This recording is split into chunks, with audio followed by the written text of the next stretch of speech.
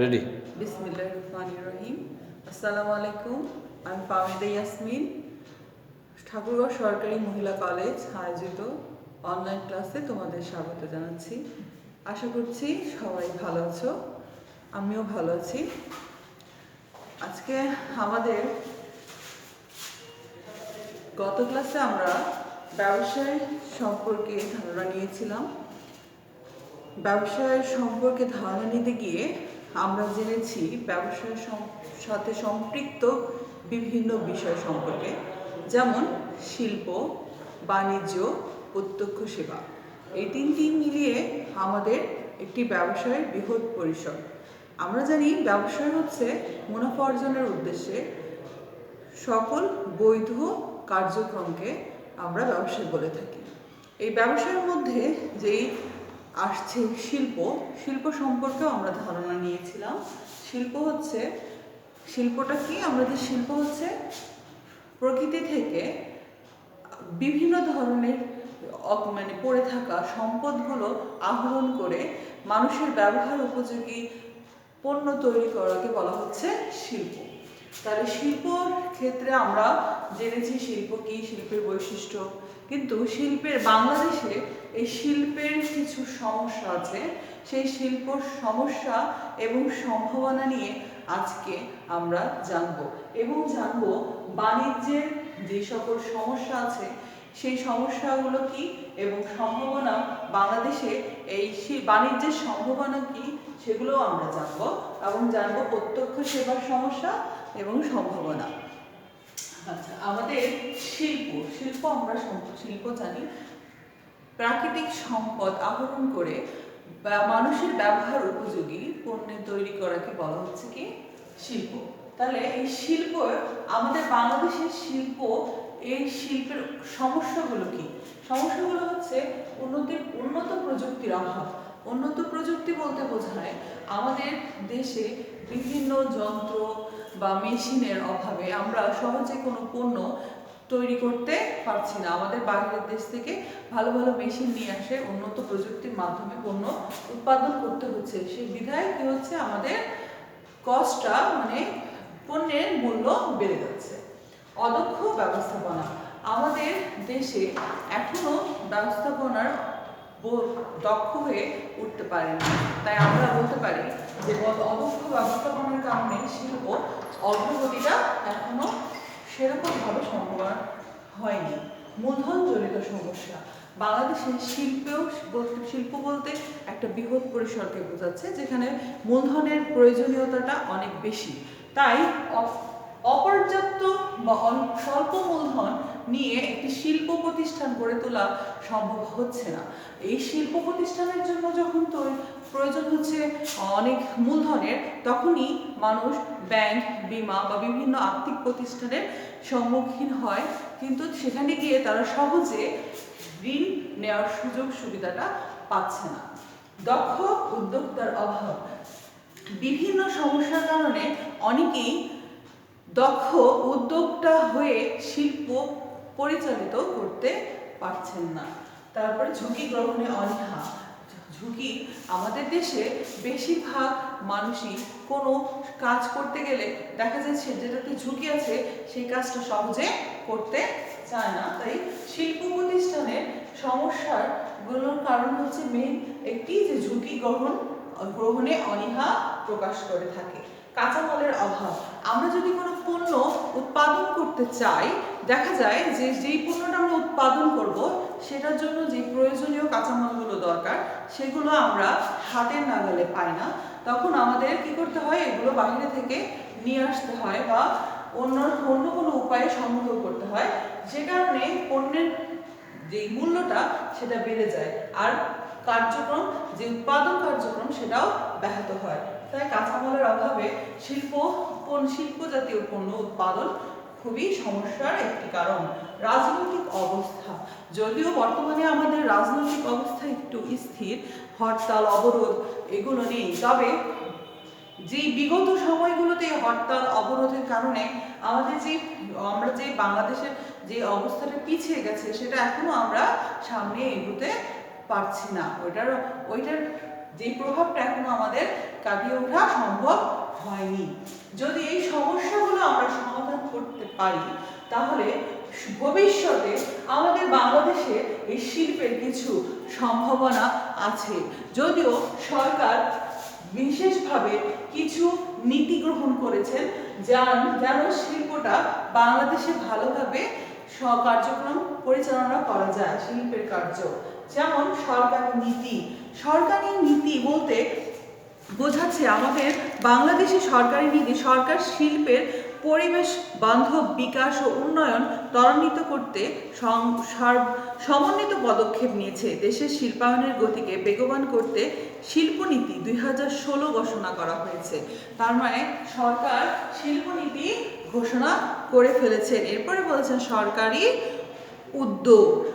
দেশের সামগ্রিক উন্নয়নের রূপকল্প বাস্তবায়নের লক্ষ্যে সরকার 2021 সাল নাগাদ জাতীয় আয় শিল্প খাতের অবদান 40% উন্নতি করার পদক্ষেপও গ্রহণ করেছেন। এটা হচ্ছে সরকারি উদ্যোগ। তার মানে শিল্প যেন বাংলাদেশে ভালো একটা অবস্থান তৈরি করতে পারে সেজন্য সরকার নীতি গ্রহণ করেছেন 2016 সালে শিল্পনীতি, এবং সরকার 2021 সালের মধ্যে শিল্পের উৎপাদন 40% উন্নয়ন করবে এই পদক্ষেপে কিছু উদ্যোগও গ্রহণ করেছেন। বিশেষ খাতের উন্নয়ন বলতে বোঝায় আমাদের দেশে যেমন সিমেন্ট, তারপর পাটজাত দ্রব্য, এইসব চিনি, এইসবের বিশেষ খাত যেগুলো আছে সেগুলোর দিকে সরকার এখন খুব সুনজর দিয়েছে যেন এগুলো বাইরের দেশও খুব ভালোভাবে একটা অবস্থান তৈরি করতে পারে। মূলধনের যোগান বলতে আমরা বুঝতে পেরেছি কি যে একটি শিল্প প্রতিষ্ঠান গড়ে তুলতে গেলে প্রচুর পরিমাণে মূলধনের প্রয়োজন পড়ে। এই মূলধনটা একটা ব্যক্তির পক্ষে সম্পূর্ণ যোগান দেয়া যদি ইচ্ছা থাকে সেই শিল্প প্রতিষ্ঠান পরিচালনা করবে, তারপরও সম্পূর্ণ যোগান দেওয়াটা প্রথমেই তার পক্ষে সম্ভব হয় না।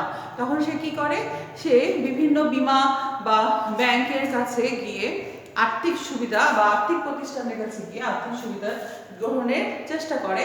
তবে সরকার এখন প্রতি ব্যাংকে এবং বিভিন্ন আর্থিক প্রতিষ্ঠানকে সহজ শর্তে ঋণ দেওয়ার জন্য কিছু পদক্ষেপ গ্রহণ করেছেন। অর্থনৈতিক অঞ্চল প্রতিষ্ঠা বলতে বোঝাচ্ছে সরকার আগামী 15 বছরের মধ্যে 30,000 হেক্টর জমিতে 100টি অর্থনৈতিক অঞ্চল গড়ে তুলতে চাচ্ছে। এসব অঞ্চলে গড়ে উঠলে অন্তত 1 কোটি মানুষের কর্মসংস্থানের ব্যবস্থা হবে। তারপর হচ্ছে ইপিজেড উন্নয়ন। আমরা আমাদের বিভিন্ন রপ্তানি জাতীয় পণ্য যেন সহজেই রপ্তানি করতে পারি, এই কারণে ইপিজেড এর উন্নয়নের ব্যবস্থা গ্রহণ করা হয়েছে। যোগাযোগ ব্যবস্থার উন্নয়ন। আমরা যদিও আগের থেকে দেখা যায় যে বেশিরভাগ গ্রামে বা শহরে পণ্য তৈরির কাঁচামাল নিয়ে আসা এবং সহজে সেটা পণ্য উৎপাদনে ব্যবহার করা আগে যতটা দুষ্কর ব্যাপার ছিল, তো এখন যাতায়াত ব্যবস্থা সরকার চেষ্টা করছে সব জায়গায় যেন সহজেই পণ্য উৎপাদনের জন্য কাঁচামাল সংগ্রহ করা বা পণ্যটা পৌঁছানো সহজ হয়ে যায়, সে কারণে যোগাযোগ ব্যবস্থার উন্নয়ন করার চেষ্টা করছে, রাস্তাঘাটের উন্নয়ন করা হচ্ছে। আচ্ছা, আমরা এই ব্যাপারে জানলাম যে শিল্পের কিছু সমস্যা, এই সমস্যাগুলো যদি আমরা সমাধান করতে পারি তাহলে বা এই সমস্যার পাশাপাশি আমাদের বাংলাদেশে এই শিল্পের কিছু সম্ভাবনাও আছে যেগুলো বা সরকার কর্তৃক এবং জনগণের একটু সহযোগিতা হলে সম্ভব। তাহলে আমরা শিল্প সম্পর্কে জানলাম, শিল্পের সমস্যা এবং সম্ভাবনা সম্পর্কে জানলাম। এখন জানবো বাণিজ্য সম্পর্কে। আমরা জেনেছি যে একটি পণ্য ভোক্তার কাছে পৌঁছানোর পর্যন্ত যতগুলো বাধা এবং বিপত্তি আসে সেগুলো দূরীকরণের জন্য যে ব্যবস্থা গ্রহণ করা হয় সেটাকে বলা হচ্ছে কি বাণিজ্য। তাহলে এই বাণিজ্যটা একটা বিশাল পরিসর, কিন্তু এই পরিসরেরও কিছু সমস্যা আছে। এখন এই সমস্যাগুলো কি, সেটা হচ্ছে মূলধনের অভাব। আসলে এই মূলধনটা আমরা আগেও জেনে এসেছি মূলধনের অভাবটা বলতে কি বোঝাচ্ছে। মূলধনের অভাবে মানুষ কি বাণিজ্যটা সহজভাবে করতে পারছে না, দক্ষতার অভাব। দক্ষ একজন ব্যক্তি যদি একটি কাজ সহজে করতে পারে, অদক্ষ ব্যক্তি কিন্তু তার কাছে সেই বাণিজ্য করাটা সহজে সম্ভব হচ্ছে না। এরপর বলছি যোগাযোগের সমস্যা। যোগাযোগের সমস্যা বলতে দেখা যাচ্ছে যে বিভিন্ন জায়গায় আমরা একটি পণ্য যদি একদিনে পাঠাতে হয়, বিভিন্ন যানজট বা রাস্তাঘাটের উন্নয়ন এখনো সেভাবে সম্ভব হয়নি, যদিও করার চেষ্টা করা হচ্ছে। সেটার কারণে বাণিজ্যে বিশেষ সমস্যা হয়ে থাকে। অবকাঠামোগত সমস্যা। আমাদের দেশে দেখা যায় একটা জিনিস সুন্দরভাবে গুছানো নয়, গুছানো যদি একটা কাজ যদি আমি গুছিয়ে করতে পারি তাহলে সেটা খুব সহজেই করা সম্ভব হয়, আর যদি অগোছালো থাকে তাহলে এই কাজটা করতে আমাদের সময় লাগে। এই জন্য আমাদের অবকাঠামোগত সমস্যা দেশের বিভিন্ন পর্যায়ে আমাদের এই অবকাঠামোগত সমস্যাটা আমরা বাণিজ্যের ক্ষেত্রে দেখতে পাই। তারপর হচ্ছে আমদানি নির্ভরতা। আমরা এরপর হচ্ছে পণ্য সংরক্ষণের সমস্যা। পণ্য সংরক্ষণ সমস্যা বলতে আমাদের দেশে গুদামজাতকরণের যে ব্যবস্থাটা সেটা অনেক কম। একটি পণ্য উৎপাদনের পরে যে আমরা সেটাকে যে পরবর্তীতে কিছু ব্যবহার করব, সেটার জন্য তো আমাদের সেটা সংরক্ষণ করে রাখতে হবে। সংরক্ষণ করে রাখতে গেলে দেখা যায় আমাদের পণ্য সংরক্ষণের জন্য যে গুদামের বা গুদামজাতকরণের ব্যবস্থা থাকা প্রয়োজন, সেটা খুব স্বল্প পরিসরে, তাই পণ্য সংরক্ষণ করা বিশেষভাবে সম্ভব হচ্ছে না।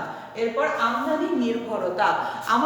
আমরা আগেও জেনেছি আমদানি নির্ভরতা বলতে বাইরের দেশ থেকে আমাদের বিভিন্ন জিনিসগুলো আমদানি করতে হয়। আমদানি করার ফলে কি হয়, একটি পণ্যের দাম মূল্য কিন্তু এমনিতেই বেড়ে যায়। এরপর হচ্ছে ভাবমূর্তিগত সমস্যা। আমাদের দেশের বিভিন্ন পণ্য যখন আমরা বাহিরের দেশে ব্যবহার করতে বিক্রয় করতে চাই বা পরিচিত করতে চাই, তখন দেখা যায় বা বাংলাদেশ সম্পর্কে অনেকের অন্য ভিন্ন ধারণা থাকে। তবে অনেক দেশেরই বাংলাদেশ সম্পর্কে অনেক ভালো ধারণাও আছে, তবে খারাপ একটা ভাবমূর্তি থাকার কারণে তারা আমাদের দেশের পণ্য সহজে ব্যবহার করতে চাচ্ছে না। এই জিনিসটা আমাদের অবশ্যই ভাবমূর্তিটা অন্যদের কাছে আমাদের ভালোভাবে প্রকাশ করতে হবে। রাজনৈতিক অবস্থা বলতে এই অস্থির রাজনৈতিক অবস্থাটাকে বোঝাচ্ছে, যেটা এখন আমাদের অনেকটাই কি স্থির পর্যায়ে আছে। তবে যেই রেসটা আমাদের আগে হয়েছে সেটাই আমরা এখনো কাটিয়ে উঠতে পারিনি, বিধায় এখনো উন্নতির শিখরে পৌঁছাতে পারিনি। তারপর বলছে প্রতিযোগীদের অভাব বলতে বাইরের দেশের পণ্য, যেমন আমরা একটা মোবাইল ফোনের কথাই বলি, বাংলাদেশে মোবাইল ফোন আমরা সহজে ব্যবহার করতে চাই না। বিদেশি বা বাইরের দেশের জিনিসগুলো, ফোনগুলোই আমাদের দেশে অবস্থান করে নিয়েছে অনেক ভালোভাবে। এর মধ্যে কিন্তু দেশীয় পণ্য কি পাচ্ছে না, প্রতিযোগিতা কুলিয়ে উঠতে পারছে না। সহজে প্রতিযোগীদের যে অভাবটা সৃষ্টি হচ্ছে, সেটার কারণেও বাণিজ্য অনেক পিছিয়ে যাচ্ছে। সমুদ্র বন্দরের সমস্যা। আমাদের দেশে বড় বড় জাহাজগুলো সমুদ্র বন্দরে কি করতে পারছে না, গভীরতা সমুদ্র বন্দরের অনেক কম, বিধায় বড় বড় জাহাজগুলো যেগুলো পণ্য অন্য বাহিরের দেশে নিয়ে যাচ্ছে, সেগুলো ভিড়তে পারছে না। বিধায় কি করতে হচ্ছে, আমাদের ক্ষণে ক্ষণে জাহাজ পরিবর্তন করতে হচ্ছে। বিধায় আমাদের বাণিজ্যের একটা বিশাল সমস্যার সৃষ্টি হচ্ছে। তাহলে বাণিজ্য সমস্যা যদিও সমস্যা থাকে, এরপরেও কিন্তু দেশে বাণিজ্যের কিছু সম্ভাবনা আছে, অবশ্যই আছে। আর সরকার এই সমস্যাগুলো কাটিয়ে উঠে তারপরও সম্ভাবনার সৃষ্টি করছে। যেমন রপ্তানির সুযোগ। বাণিজ্যে কিন্তু প্রচুর পরিমাণে পণ্য আমরা রপ্তানির সুযোগ পাই। যেমন পোশাক শিল্প, বা আমাদের দেশের পোশাক শিল্পের একটা বড় ধরনের ক্রেতা হচ্ছে কি যুক্তরাষ্ট্র। সেখানে আমাদের দেশে রপ্তানির সুযোগটা অনেক বেশি। এভাবে বিভিন্ন পণ্যের আমাদের রপ্তানির ব্যবস্থা করতে হবে। ই কমার্সের সুযোগ। ই কমার্সের মাধ্যমে আমরা কি করতে পারছি, বিভিন্ন পণ্য সম্পর্কে সহজেই জানতে পারছি এবং ক্রয় বিক্রয়ের একটা অনেক বড় মাধ্যম হয়ে গেছে ই কমার্স। তারপর বলছি অনুকূল সরকার নীতি। এই বাণিজ্যের ক্ষেত্রে আমাদের অবশ্যই একটা অনুকূল পরিবেশের বা অনুকূল নীতি তৈরি করতে হবে। উন্নয়নশীল দেশের অন্তর্ভুক্ত। আমাদের দেশ স্বল্প উন্নত থেকে উন্নয়নশীল দেশে অন্তর্ভুক্ত হয়েছে, সেটা 2018 সালের 16 মার্চ আমাদের দেশকে উন্নয়নশীল দেশে অন্তর্ভুক্ত করা হয়েছে। যোগাযোগ ব্যবস্থার উন্নয়ন। আগে থেকে আমাদের যোগাযোগ ব্যবস্থার যেমন শহরের সাথে গ্রামের সাথে ইউনিয়নের যোগাযোগ ব্যবস্থাগুলো আসলে আগের থেকে অনেক উন্নতি করার চেষ্টা করা হচ্ছে। সমুদ্র বন্দরেরও উন্নয়নে সবসময় সরকার সচেতন থাকছে এবং চেষ্টা করছেন। তাহলে আমরা বাণিজ্যের সমস্যা এবং সম্ভাবনা সম্পর্কে জানলাম। এরপরে জানবো প্রত্যক্ষ সেবা। এই শিল্প, বাণিজ্য, প্রত্যক্ষ সেবা এই সব কিছু মিলেই হচ্ছে আমাদের ব্যবসায়। এই ব্যবসায়ের একটা পরিসর। এই ব্যবসায়ের পরিসরের মধ্যে আমরা শিল্প সম্পর্কে জেনেছি, বাণিজ্য সম্পর্কে জেনেছি, এদের সমস্যা এবং বাংলাদেশের সম্ভাবনা সম্পর্কে জেনেছি। এখন আমরা জানবো প্রত্যক্ষ সেবা। প্রত্যক্ষ সেবা একটি মানুষ তার প্রয়োজনীয় সেবা যখন সরাসরি কোনো ব্যক্তি বা মানুষের কাছ থেকে পেয়ে থাকে, তাকেই আমরা বলছি যে প্রত্যক্ষ সেবা। তাহলে প্রত্যক্ষ সেবারও কিছু সমস্যা আমরা দেখতে পাই, যেমন দক্ষ উদ্যোক্তার ঘাটতি। আমাদের দেশে দক্ষ উদ্যোক্তার ঘাটতি, ব্যক্তির ঘাটতি থাকার কারণে প্রত্যক্ষ সেবায় আমরা অনেক বড় একটা সমস্যার সম্মুখীন হই। মূলধনের অপর্যাপ্ততা। মূলধন, একটি ব্যক্তি যখন চায় যে সে তার সেবা দিবে, সেই সেবাটা সহজে দিতে পারছে না, কারণ তার মূলধনের অভাব থাকে। সে কারণে সে সেই সেবাটা সরাসরি প্রত্যক্ষভাবে মানুষের কাছে খুব ভালোভাবে সেবা প্রদান করতে পারে না, শুধু মূলধনের অপর্যাপ্ততার কারণে। সেবাদানের মানসিকতার অভাব। অনেকে আছেন যারা অনেক ভালো সেবা দেন, কিন্তু মানুষকে সেবা দিবে, সহজেই সেবা দিতে চান না, কারণ সেবাদানের মানসিকতা তাদের থাকে না। শহরমুখী প্রবণতা। শহরমুখী প্রবণতা বলতে একজন ভালো দক্ষ লোক বা ডাক্তার বা ইঞ্জিনিয়ার যখন হয়ে যায়, তখন তারা গ্রামের দিকে থাকতে চায় না। তাদের সবারই মনে হয় যে তারা শহরমুখী হবে এবং শহরের মুখী প্রবণতাটা তাদের মধ্যে বেশি দেখা যায়। ধারণা বা জ্ঞানের অভাব। অনেকেই আছেন যেমন তাদের ধারণা বা জ্ঞানের সেরকম ভালো অবস্থা না থাকার পরেও তারা একটি অফিস বা দোকান খুলে বসেন যে সেবা দেওয়ার জন্য। আসলে সেখান থেকে আমরা সঠিক সেবাটা পেয়ে থাকি না। সাইবার অপরাধ। আমাদের দেশে যখন এই ইলেকট্রনিক সার্ভিসগুলো আমরা বেশি পাচ্ছি, তখন কিন্তু সাইবার অপরাধটাও দেখা যাচ্ছে দিন দিন বৃদ্ধি পাচ্ছে। সততার অভাব। আমাদের দেশে প্রত্যক্ষ যে সেবাগুলো আমরা নিয়ে থাকি, সেখানে কিন্তু প্রত্যক্ষ সেবাদানকারী বেশিরভাগ ব্যক্তির মধ্যেই, আমি বলবো না সবার মধ্যে, বলবো কিছু মানুষের মধ্যে যে সততা থাকার কথা, সেটার অভাব আমরা প্রায় টেলিভিশনের নিউজে দেখতে পাচ্ছি যে তাদের সততার অভাবের কারণেই অনেক ক্ষতি হয়ে যাচ্ছে। এগুলো আমাদের কি করতে হবে? এই সমস্যাগুলো অবশ্যই সমাধানের চেষ্টা করতে হবে। তবে প্রত্যক্ষ সেবার কি আমাদের দেশে কোনো সম্ভাবনা নেই? অবশ্যই আছে, এরও সম্ভাবনা। যেমন সম্ভাবনাগুলো কি? পর্যটন খাত। আমরা জানি আমাদের অনেক বড় একটি পর্যটন খাত হচ্ছে কক্সবাজারে। আমাদের ওই পর্যটন খাতটা যদি সরকার ইচ্ছে করে এখান থেকে অনেক আয় করতে পারবে, সেটা সরকার সুন্দরভাবে গুছিয়ে, যেমন যদিও অবাধ করে দিতে পারে, সেটা হচ্ছে সরকার সুন্দরভাবে ওখান থেকে অনেক আয় করা আমাদের জন্য সম্ভব। টেলিফোন খাতটাও কিন্তু এখন অনেক বড় আয়ের একটা মাধ্যম হয়ে গেছে। যেমন আমাদের প্রতিটা মুহূর্তে আমরা ফোনটাকে ব্যবহার করে থাকি যে কোনো প্রয়োজনে। সেটা যদি আরো একটু উন্নত করা সম্ভব হয়, তাহলে এই সেবা থেকেও সরকার আমাদের দেশের বহুত আয় করা সম্ভব হবে। তথ্য প্রযুক্তি খাত আজকে আমাদের বাংলাদেশের তথ্য প্রযুক্তির দিক থেকে আমরা অনেক এগিয়ে গেছি। তোমাদের আজকে যে ক্লাসটা নেওয়া হচ্ছে, সেটাও কিন্তু তথ্য প্রযুক্তির উন্নয়নের কারণেই সম্ভব। তাহলে আমাদের এটি সেই সম্ভাবনা কিভাবে সম্ভব হলো, তা এই যে প্রত্যক্ষ সেবা, আমরা যে তোমাদের যে সেবাটা দিচ্ছি, এটাও কিন্তু তথ্য প্রযুক্তির মাধ্যমেই দেওয়া সম্ভব হচ্ছে। এরপর হচ্ছে সফটওয়্যার প্রযুক্তি। সফটওয়্যার প্রযুক্তির উন্নয়ন, আমাদের বাংলাদেশের বিভিন্ন সফটওয়্যার বিদেশে রপ্তানি করা হচ্ছে। অনেক ভালো ভালো ছাত্রছাত্রী বা অনেকেই আছেন যারা উন্নত মানের সফটওয়্যার তৈরি করছেন এবং বিদেশে রপ্তানি করছেন। এর মাধ্যমেও কিন্তু আমরা অনেক দূর এগিয়ে যাচ্ছি। এরপর হচ্ছে স্যাটেলাইট সেবা। আমাদের একটি স্যাটেলাইট আছে বাংলাদেশে, সেটার মাধ্যমেও আমরা প্রচুর আয় করতে সম্ভব হচ্ছি।